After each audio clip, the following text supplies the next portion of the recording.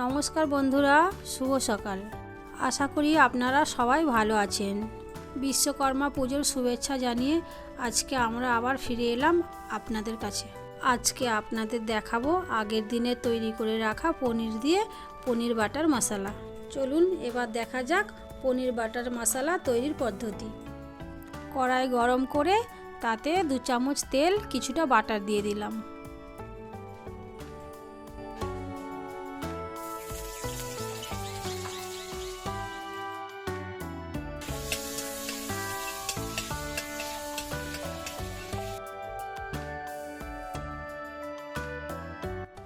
একটি বড় সাইজের কেটে রাখা পেঁয়াজ তেলের মধ্যে দিয়ে দিলাম।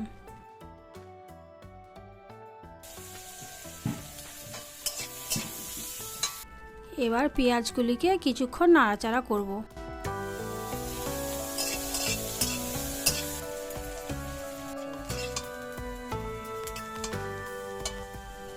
দেখুন বন্ধুরা, পেঁয়াজটা ভাজা ভাজা হয়ে এসেছে। তারপরে এর মধ্যে বড় সাইজের একটা রসুন ও সামান্য আদা দিয়ে দিলাম।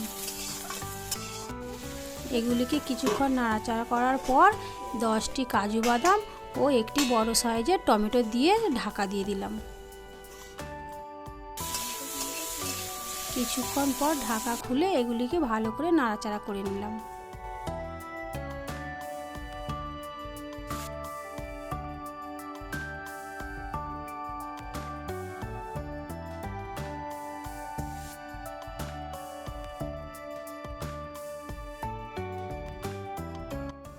এটিকে কিছুক্ষণ ঠান্ডা করতে দেব, তারপরে একটি পেস্ট বানিয়ে নেব।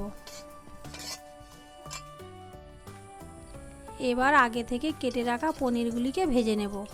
তার জন্য গরম কড়াইয়ের মধ্যে কিছুটা তেল দিয়ে দিলাম।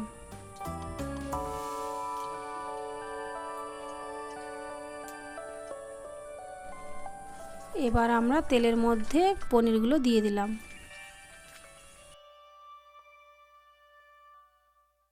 পনিরগুলিকে সাবধানে ভাজবো, নইলে ভেঙে যেতে পারে।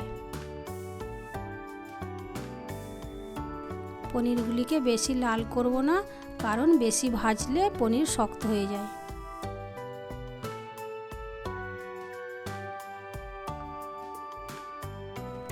দেখুন বন্ধুরা, একটি পাত্রের মধ্যে জল আর সামান্য নুন মিশিয়ে রেখেছিলাম, তার মধ্যে পনিরগুলো তুলে নিলাম। নুন মেশানো জলের মধ্যে পনির রাখলে পনিরগুলি নরম থাকে। দেখুন বন্ধুরা, পনির বাটার মশলা তৈরির জন্য আমরা শেষ ধাপে এসে গেছি। এর জন্য তেলের মধ্যে আমরা বেশ কিছুটা বাটার দিয়ে দেব।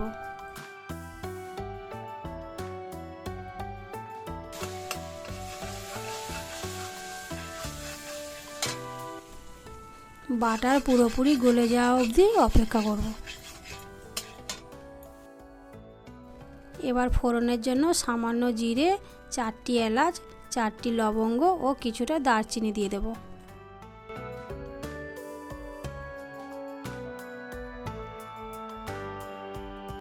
এগুলিকে ভালো করে নাড়াচাড়ার পর আগে থেকে পেস্ট করে রাখা মশলাটি এর মধ্যে দিয়ে দিলাম।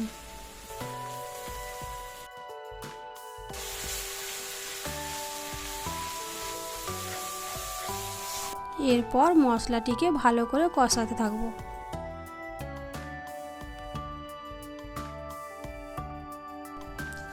দেখুন বন্ধুরা, মশলা থেকে আস্তে আস্তে তেল ছাড়া শুরু করে দিয়েছে।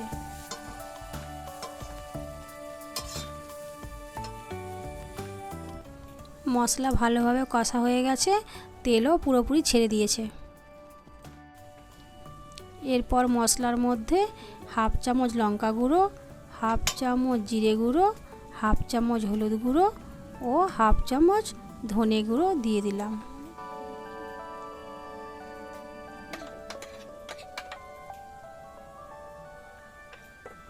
এর সঙ্গে দিয়ে দেব কিছুটা চিনি ও স্বাদ মতো লবণ।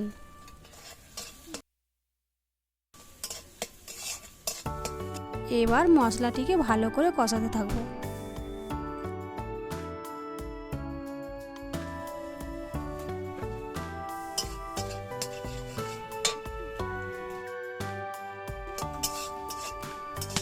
বেশ কিছুক্ষণ কষানোর পর সামান্য পরিমাণে জল দিয়ে আবারও মশলাটিকে কষাতে থাকবো।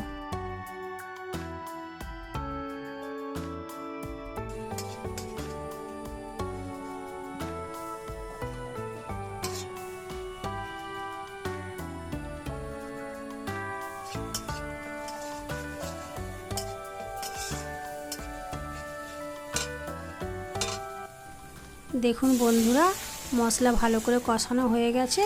এর মধ্যে 1 বাটি জল দিয়ে ভালো করে নাড়াচাড়া করে নিলাম।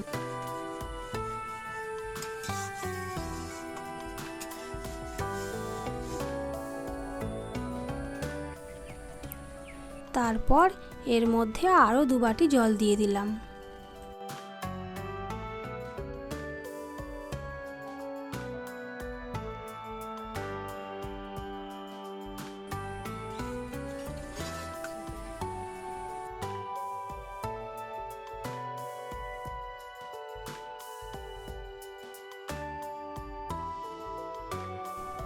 দেখুন জল ফুটে এসেছে।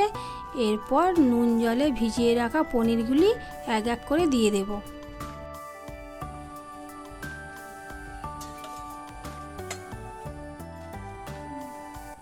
এরপর পনিরগুলিকে খুব সাবধানে নাড়াচাড়া করতে হবে।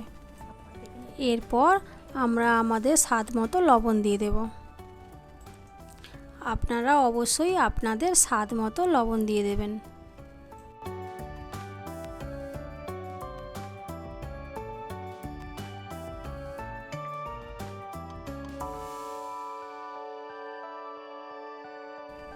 এরপর কিছুক্ষণ নাড়াচাড়া করে নিলেই আমাদের পনির বাটার মশলা একদম রেডি।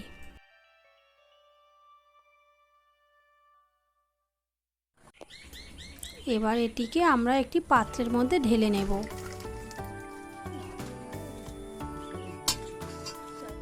দেখুন বন্ধুরা, কি অসাধারণ রং এসেছে।